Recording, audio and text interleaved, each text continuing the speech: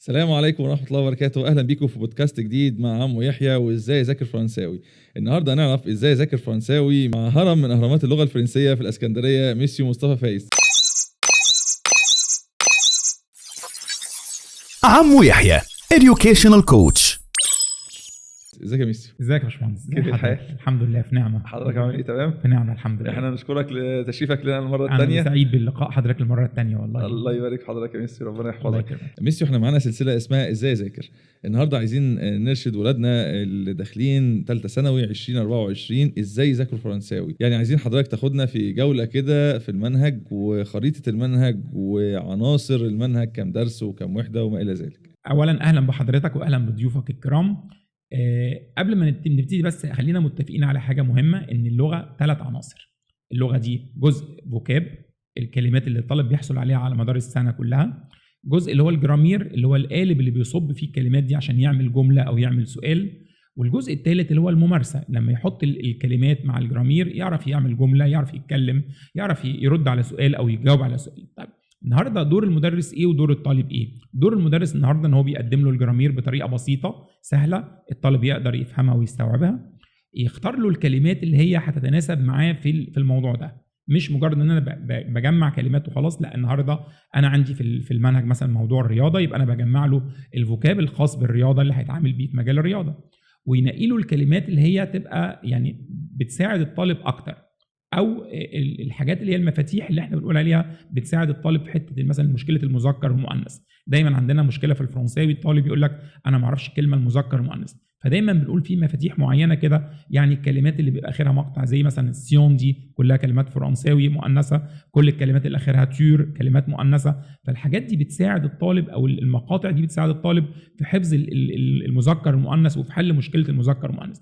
كمان حاجة تانية بتساعد الطالب حتة الكلمات اللي بنسميها مو دو لا ميم فامي، كلمات من نفس العيلة. يعني أنا مثلا بقول له سي كلمة ديسان رسم. طب أنت لو حفظت كلمة ديسان دي وزودت لها او ار، أنت جبت منها الفيرب ديسيني يرسم. طب لو حطيت لها او على اكسون بقت ديسيني، بقت الصفة منها حاجة مرسومة. طب لما نحط لها المقطع تور ده بقت ديسيناتور رسام، ديسيناتريس رسامة. النهارده الطالب لما بيحفظ كلمه ويلاقي نفسه وصل ل5 6 كلمات بتديله ثقه، بتديله مشتقات الكلمه، طبعا بتبقى حاجه بتسهل عليه طبعا، وفي نفس الوقت بتديله ثقه ان انا بقى عندي حصيله كلمات بسهوله. فدور المدرس ان هو ينتقي للطالب الكلمات اللي هتستخدمه في الدرس ده، من غير ما يبقى فيه طبعا كثره في الكلمات، اللي الطلبه بتبقى برضو ما عندهاش القدره انها تحفظ مثلا 200 كلمه على كل درس، لا انت بتنقي له ال50 كلمه المهمين اللي هو هيتعامل بيهم في الدرس ده. الحته الثالثه بقى ودي النقطه المهمه، الممارسه.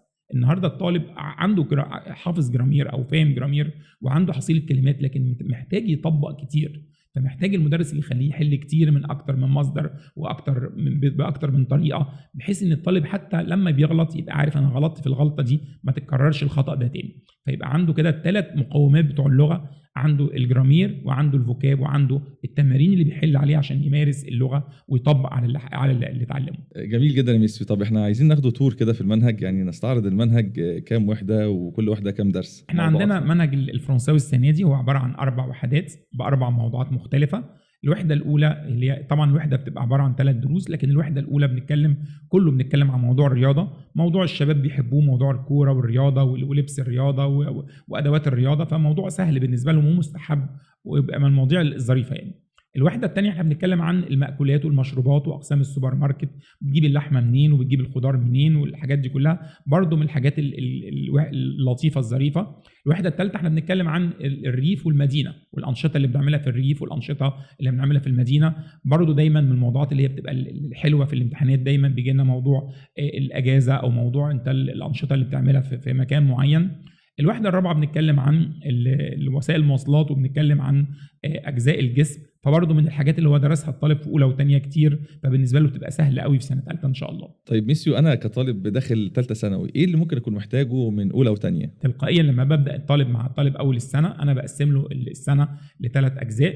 الجزء الاولاني اول 8 حصص دول انا بسميهم الكورس التاسيس، يعني بيبقوا شهرين الاولين انا باخد الطالب بستلمه كانه اول مره بيعرف فرنساوي، بعلمه بقى الاساسيات بتاعه اللغه، ازاي يعمل جمله، ازاي يكون جمله، ازاي يعمل سؤال، ازاي يرد على السؤال، ازاي يعمل جمله امريه، ازاي يعمل جمله مثلا خبريه، يعمل جمله المستقبليه، بحيث ان الطالب بعد ال8 حصص دول لما نيجي ندخل على الدروس يبقى خلاص عنده الاساسيات، ان هو هيعرف يكتب جمله صح، هيعرف ينطق جمله صح، هيعرف يعمل سؤال صح ويرد على السؤال صح.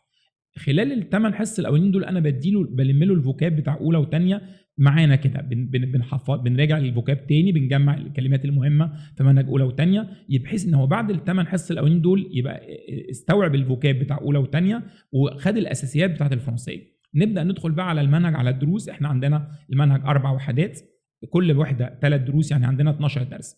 انا باخد له الدرس على اسبوعين، يعني الدرس على حصتين، حصه انا بشرح الدرس في المذكره معانا وبنحل تمارين في المذكره، والحصه الثانيه كامله تطبيق، احنا بنطبق على الدرس اللي احنا خدناه من اكتر من مصدر. عندنا حاجه اسمها كراسه التمارين، بيبقى كل درس عليه حوالي 300 سؤال مختلفين منوعين، قطع فهم، سؤال الجرامير، سؤال المواقف، سؤال المقالي، ايميلات، موضوعات، بحيث الطالب يبقى طبق عليه. بالاضافه لكده طبعا الميزه ان احنا بنشتغل برضو، بيبقى عندنا منصه جنب الشغل. حتى طلبه السنتر، طالب السنتر بينزل له كل شهر حصتين زياده. الحصتين الزياده انا بعمل ايه؟ انا بحل معاه كراسه التمارين دي كامله، بنزل له لينكات ليها بيحلها الطالب، وبعمل له فيديوهات شرح الاسئله دي كلها، بتنزل بقى حل الواجب ده خلال فيديوهات بينزل له على المنصه، وبنتفق ان احنا مع بعض بنجيب كتاب خارجي طالب بيحله، وانا بنزل له برده حل الكتاب كاملا كله ان شاء الله. فالطالب حل معايا المذكره، حل معايا كراسه تمارين، حل معايا كتاب خارجي كاملا بنحله على مدار السنه ان شاء الله كلها. ممتاز يا ميسيو. طيب هنا نقول للطالب الديدلاين بتاعه يخلص فيه المنهج امتى بالظبط؟ طب احنا بنبتدي بفضل ربنا كده، بنبتدي اول 8 زي ما قلت لحضرتك. ال8 حصص دول بيبقى بنهايه شهر يعني 9 بدايه شهر 10. انا ببدا المنهج 24 حصه، بخلص في بدايه كده في نص مارس بالظبط، لان بيبقى عندنا اسبوعين اجازه نص السنه واسبوع بيجي العيد، فبيبقى كده منتصف مارس انا بكون مخلص المنهج وبدا اراجع من منتصف مارس باول بفضل ربنا. يعني نص مارس دوت نهايه المنهج لازم يكون منتهي الطالب وخلص منهجه منتصف مارس. احنا برضو المراجعه احنا بنعمل احنا بيبقى عندنا 8 حصص مراجعه، لكن برضو الميزه الحلوه في ان يبقى الطالب المدرس عنده منصه او عنده ويب سايت، ان احنا بنعمل المراجعه مش 8 حصص، انا بنزل له 8 حصص وبنزل له كل شهر برضو الحصتين الزياده المجاني لكل طالب. يعني الطالب بياخد معايا 6 حصص، 4 اذا كان طالب سنتر او اونلاين بياخد 4 في الشهر، وبنزل له حصتين زياده. انا في المراجعه بقسم المراجعه على 3 اجزاء، انا باخد الحصه بقسمها 3 اجزاء.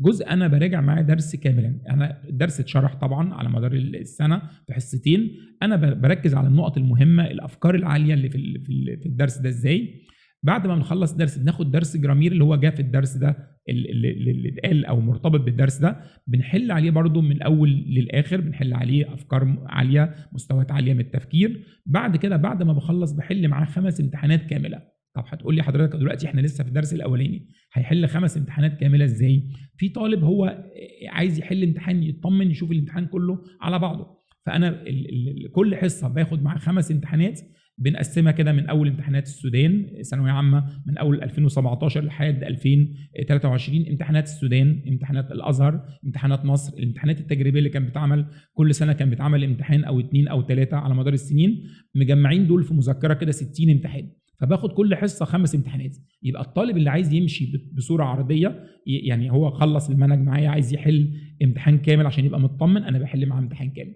الطالب اللي هو عايز ياخد درس بدرس، انا بخلص معاه الدرس، وبعد ما بيروح انا ببعت له امتحان على المنصه على الدرس ده بس، يعني بيحل امتحان على الدرس الاول بس اللي احنا خلصنا مراجعته، وفي نفس الوقت انا بحل في نهايه الحصه 5 امتحانات باخدهم على المنهج كله. يبقى انا براجع بصوره تفصيليه درس الدرس، وفي نفس الوقت انا براجع بصوره ان انا باخد امتحان ثانويه عامه كاملا على المنهج كله.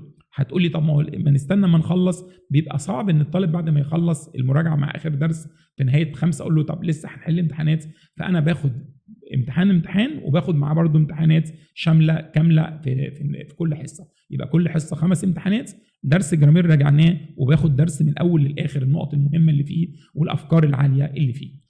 ممتاز يا ميسيو. كده هي الطالب ما شاء الله بياخد براكتس عالي خالص يعني هو مشى المنهج. بصوره فرديه درس بدرس، وفي نفس الوقت حل امتحان بصوره عرضيه. طيب ميسيو، لو استطردنا في الامتحان كده عناصره عباره عن قطعه ومواقف وقواعد والايميل وكتابه الموضوع، ممكن ناخد كل جزء كده نتكلم عنه؟ خلينا ناخد جزء. اول حاجه سؤال الكومبرونسون. الكومبرونسون ده شقين برضه. شق ده ما لازم يبقى الطالب لازم فيه مجهود، اللي هو حفظ الكلمات. دايما نقول لاولادنا، الطلبه اللي بتجي لنا يقول لك انا ما بعرفش احفظ، اقول له معلش، يعني لازم تتعود تحفظ. مش لازم تحفظ انت النهارده الدرس فيه 50 كلمه ما تاخدهمش مره واحده. انا بقول له ال 50 كلمه قسمناهم على 7 ايام، كل يوم 7 كلمات. وانت نازل، انا كنت بعمل كده وانا طالب وانا في الكليه، كنا بنتبارى ان احنا نحفظ القاموس. نعمل ايه؟ نجيب قاموس قديم، وكل يوم ناخد ورقه من ورقه القاموس ده نحطها في جيبنا واحنا نازلين. راكبين مواصلات واحنا رايحين الكليه بنقعد نص ساعه في المواصلات، ساعه رايح نص ساعه جاي، نص ساعه رايح نص ساعه جاي، بين المحاضرات في وقت فاضي. فكنا نطلع الورقه دي نبص فيها طول اليوم. مش هحفظ ال100 كلمه اللي في الورقه اللي وشه ده، ممكن احفظ منهم 30 كلمه 40 كلمه طول النهار بحفظ. فانا اقول لاولادي كده دايما كده، انا بعمل لك الكلمات مربعات. كل مربع مثلا فيه 6 كلمات 10 كلمات، خد كل يوم مربع من دول. المربع ده ان شاء الله تصوره بالموبايل، صور الورقه، اكتبهم في ورقه نتيجه وانت نازل على ظهر الورقه كده، ورقه صغيره اكتب فيها ال5 6 كلمات دول. طول النهار لو انت بتطلع فلوس، راكب مشروع، راكب مواصله، بص في الورقه 5 6 مرات هتتحفظ.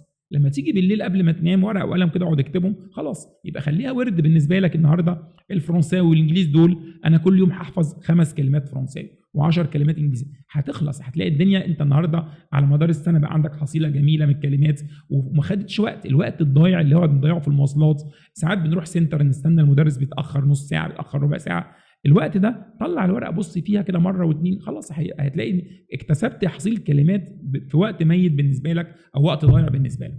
جميل جدا. ده بالنسبه لسؤال الكومبرونسون. الشق الثاني بقى في الكومبرونسون التدريب. ما هو الطالب ممكن يبقى حافظ الكلمات بس ما تعودش انه يحل القطع كتير، او ما خدش افكار. فبقول له دايما انت على قد ما تقدر حل واغلط. ولادنا اللي دايما بيبقوا زعلانين، اصل انا بغلط دايما في الكومبرونسون وعندي اخطاء، اقول له مش عيب، بس اتعلم غلطت في ايه. الحته بتاعت المعلومات زي بتاعت شهور السنه دي وفصول السنه واوقات اليوم، امتى نقول الصبح وامتى نقول الظهر، امتى نقول في الصيف وامتى نقول في الشتاء. غلطت فيها مره اتنين، تالت مره مش هتغلط فيه. فكل ما بتحل اكتر كل ما بتثبت المعلومه اكتر. ده بالنسبه للسؤال الاولاني الكومبرونسيون. السؤال الثاني السيتواسيون، ده المواقف. هو بيبقى يعطيك جمله ويعطيك تحتها 4 اجابات. لازم قبل ما تختار اجابه من ال4 تقنعني وتكون مقتنع تماما ان ال3 التانيين ما ينفعوش. انا بقرا الجمله كويس قوي بالراحه، افهم بدايه الجمله، هو انت اللي هتقول ولا هو اللي هيقول، انت اللي هتسال ولا زميلك اللي بيسال. الحاجات دي دايما اقول له حط دايره على اول جمله كده، انت بتسال صاحبك وفي الاخر انت بتقول، يبقى هتقول السؤال. انت بتسال صاحبك وفي الاخر هو بيجاوب، يبقى عايزين اجابه مش عايزين سؤال. ونبص على ال4 اختيارات، لازم ابتدي افلتر الاختيارات دي. انا شايف ان الجمله دي مش هتمشي، الجمله دي مش هتمشي، يبقى اتبقت الجمله وابقى مقتنع انا اخترت دي ليه.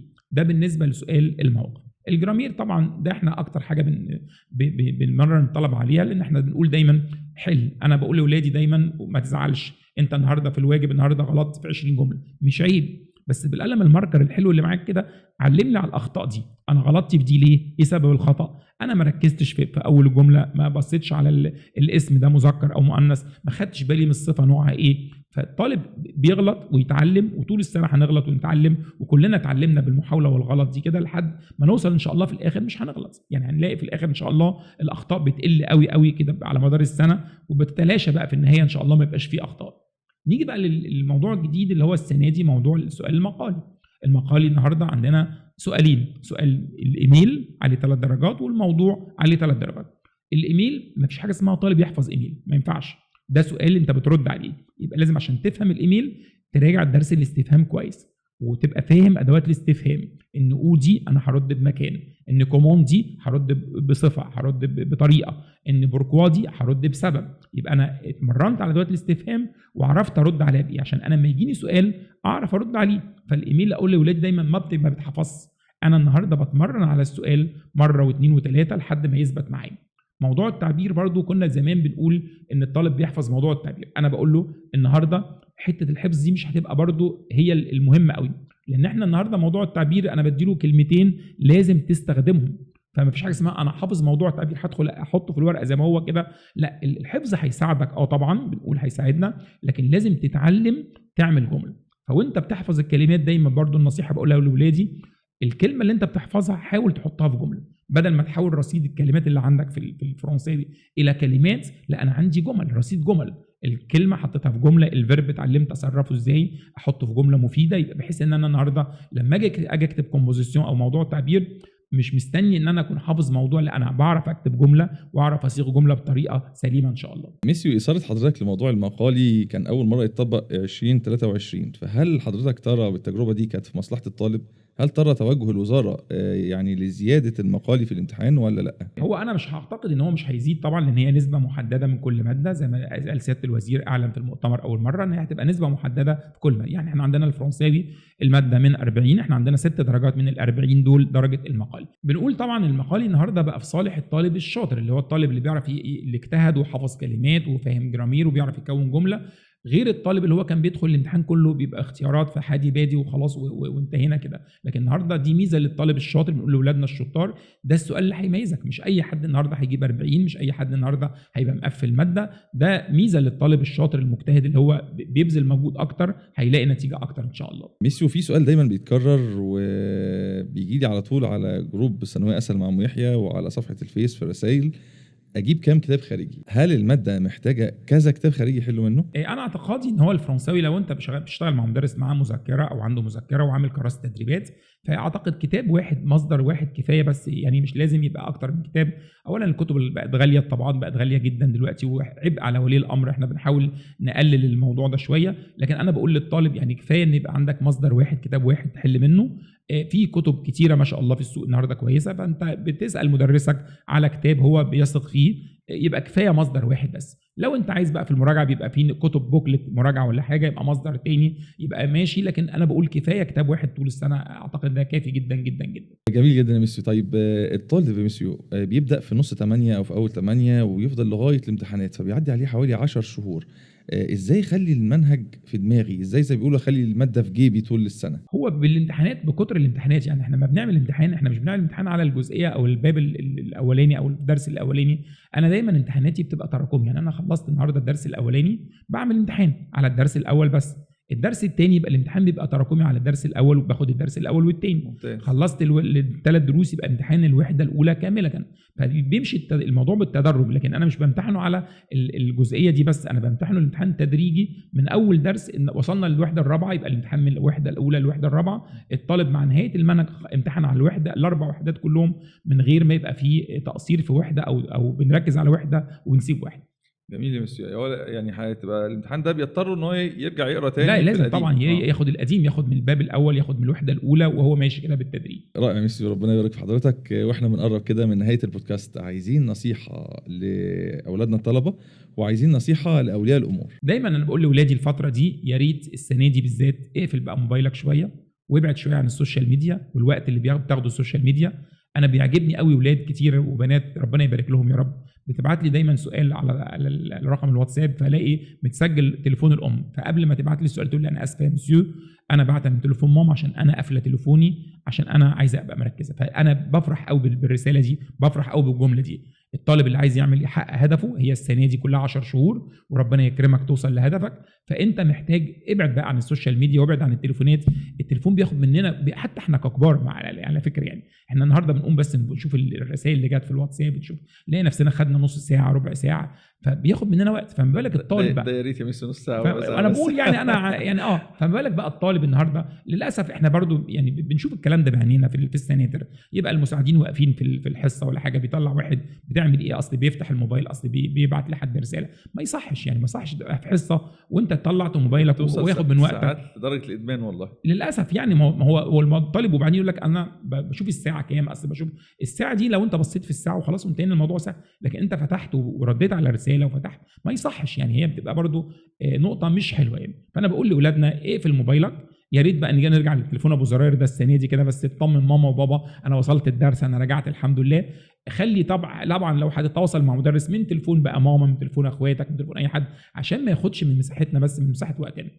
نصيحتي بقى للاب، يعني احنا كلنا اولياء امور، وانا الحمد لله بنوتي السنه دي ثانويه عامه زيهم، شاء مش الله. عيب ان احنا نبقى نطمن على اولادنا. يعني انا النهارده بنتي انا بقعد اتكلم معاها، انت جيتي النهارده عملتي ايه في درس في عمو فلان، طب حضرتي ايه، طب خدتي امتحان، طب جبتي كام. مش عيب ان احنا نسال ولادنا، مش عيب ان انا النهارده اتصل بالسنتر ابني حضوره ايه. لان للاسف والله يا باشمهندس من الحاجات اللي بتحزنني جدا، يجي ولي امر مثلا بعد نص سنه ابني عندكم في الدرس، طب ندور في الاسماء نلاقي الولد حضر اول شهر او اول حصتين ومشي وما جاش. وطبعا بيحط تليفونات وهميه، يا ريت تليفون بابا نعرف نتواصل معاه، بيحط تليفون صاحبه او رقم تليفون غريب او رقم تليفون غلط، فنحاول نتصل بيه ما بنعرفش نوصل له. فنفاجئ بعد نص سنه وبعد اخر السنه للاسف يجي ولي الامر طب الحل ايه؟ طبعا مشكله ما بيبقاش حل.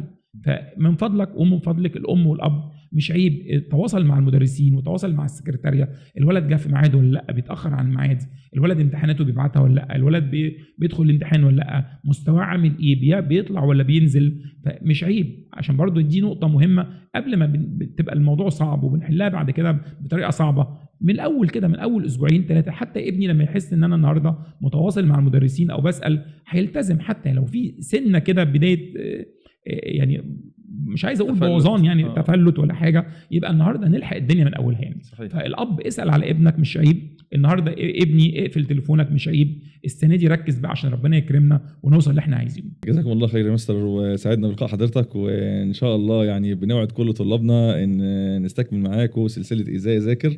كنتم مع عمو يحيى.